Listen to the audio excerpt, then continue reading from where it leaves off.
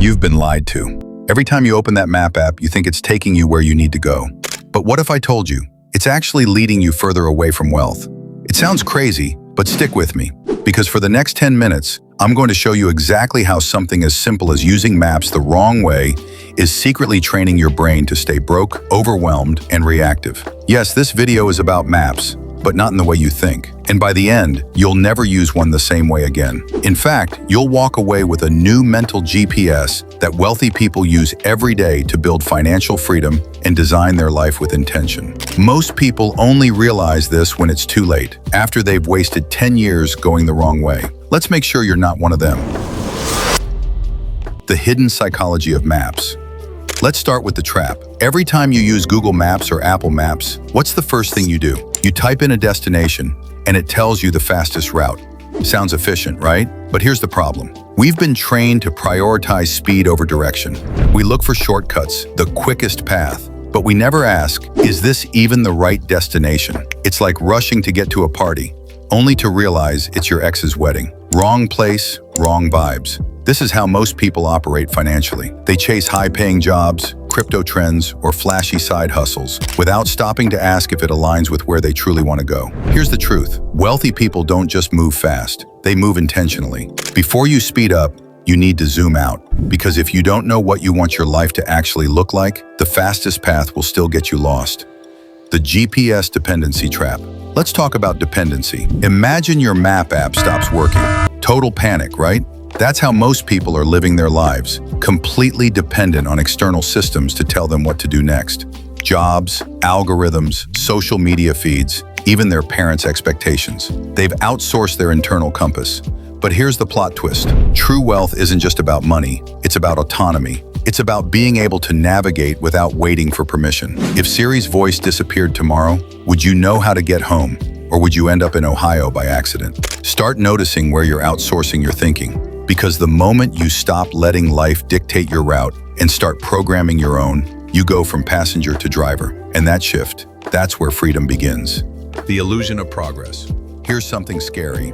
You can be moving fast in the wrong direction. Maps reward movement. We see the little blue dot inching forward, and it feels like progress. But just like in life, movement doesn't always mean momentum.